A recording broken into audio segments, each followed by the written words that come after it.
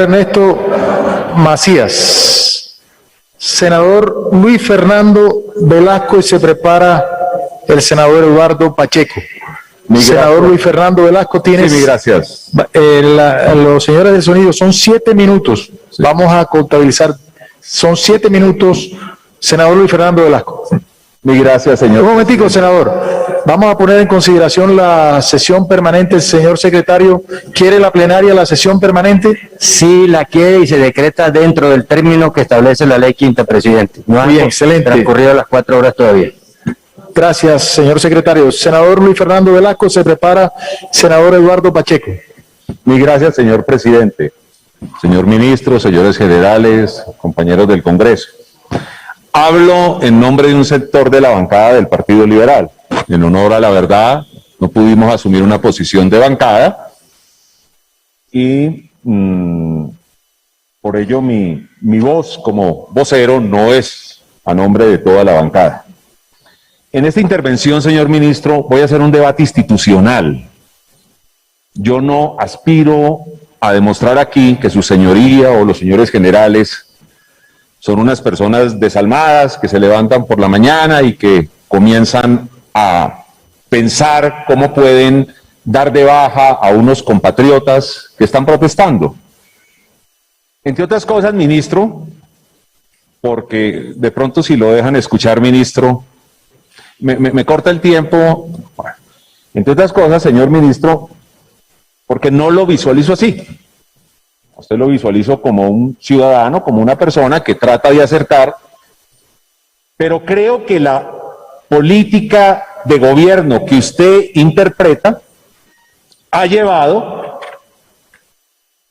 por acciones y por omisiones, ha llevado a lo que Colombia hoy está viviendo y lo que es más grave, a una deslegitimación del uso o del monopolio de la fuerza en cabeza del Estado. No voy a hablar de víctimas, entre otras cosas, presidente, porque a mí me molesta que nosotros cada vez que hacemos un debate tratamos de mostrar una víctima para justificar otra víctima. No, señor. La quemada del policía es una salvajada que no tiene justificación. La muerte del niño en una ambulancia es una salvajada que no tiene justificación. La muerte de los muchachos en la calle es otra salvajada que no tiene justificación. Nada tiene justificación. Dejemos de justificar la violencia. Hagamos un pacto social por la vida. No digamos que está bien que aparezca un muerto en un lado porque en el otro lado apareció un muerto. No, ninguno. Ninguna de las acciones debemos aceptarlas ni justificarlas. Según Weber, filósofo político, y aquí me centro en el debate político, señor ministro, él hablaba de que la violencia se justificaba cuando era monopolio del Estado. En 1998, Weber usó indistintamente la expresión violencia, fuerza y coacción a la hora de definir al Estado.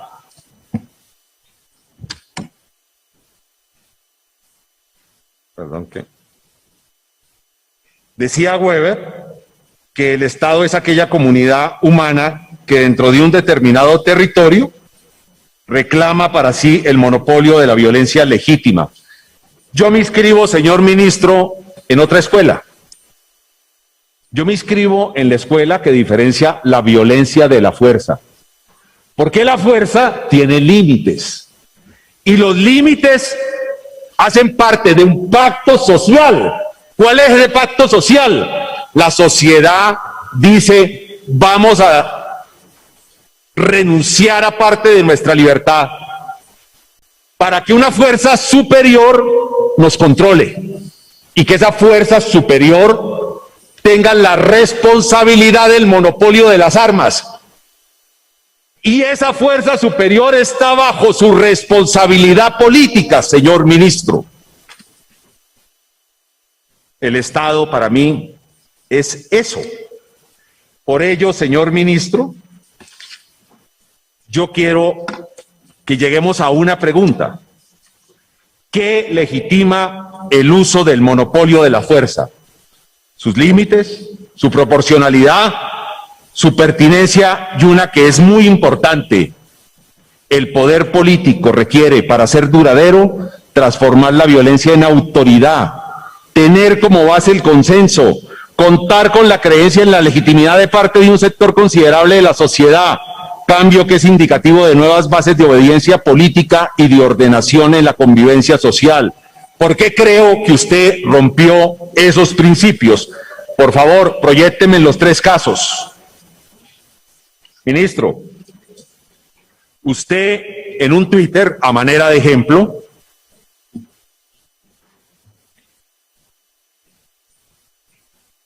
dijo: el terrorismo se disfraza de vandalismo, no son hechos aislados. Colombia enfrenta una amenaza terrorista, organizaciones criminales están detrás de los actos violentos de las jornadas de protesta. Son actos premeditados, organizados y financiados por las GAOR y el ELN. Y este Twitter es suyo. Ministro, cuando usted escribe esto, voy a quitarme el tapabocas y más bien voy a ponerme la careta para poder usar las gafas. Cuando usted escribe esto, ministro, usted está mandando un mensaje muy peligroso. Y la gente que está en la calle, que está bajo su mando y el mando de los oficiales de nuestra policía y de nuestro ejército, lo están recibiendo.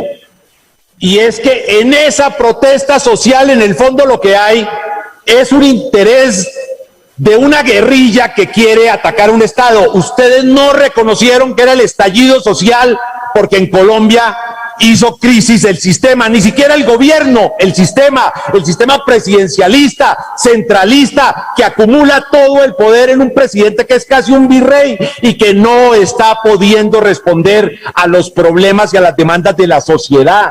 Eso no lo han entendido.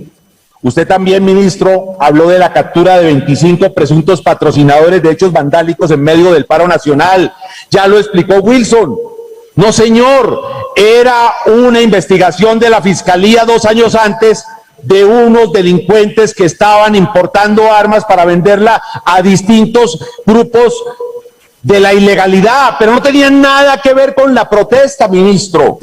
Y usted fue a mi tierra, Popayán, y le puso precio a la cabeza de 4 líderes sociales, a varios de ellos.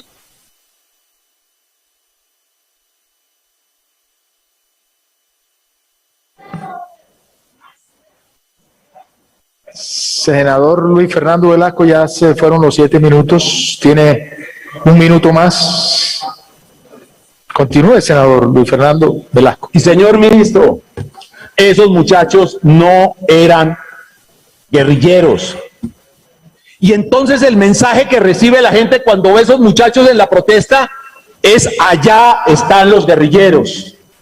Y lo que es más grave, yo no le he escuchado a usted una condena, ministro, al uso de la violencia armada por parte de civiles como mecanismo de autodefensas. Eso deslegitima al Estado. Aceptar que se pierde el monopolio de la fuerza es muy grave. Por ello, ministro, creo que el Congreso debe censurarlo políticamente por sus acciones, pero también por sus omisiones. ¿Cómo nos reconciliamos, ministro? Y este es un mensaje para el gobierno y para toda la sociedad. Su salida del ministerio es un mensaje a quienes están en la calle. Su salida del ministerio es un mensaje político poderosísimo para que luego nos sentemos y veamos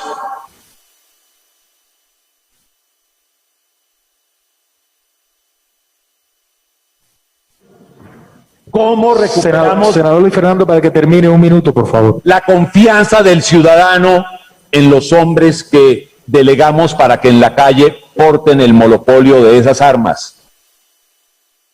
Eso para nosotros es fundamental, fundamental, señor ministro. Señor ministro, sus acciones y omisiones rompieron el pacto social y para recomponerlo es preciso y es menester que usted salga del Ministerio de Defensa. Por ello, un grupo de liberales votaremos sí a la moción de censura. Si usted quiere recibir los contenidos del Tercer Canal, suscríbase y también ahí donde está la campanita para que lleguen todas las notificaciones de la Agenda Alternativa. Somos el Tercer Canal, la voz de los que no tienen voz.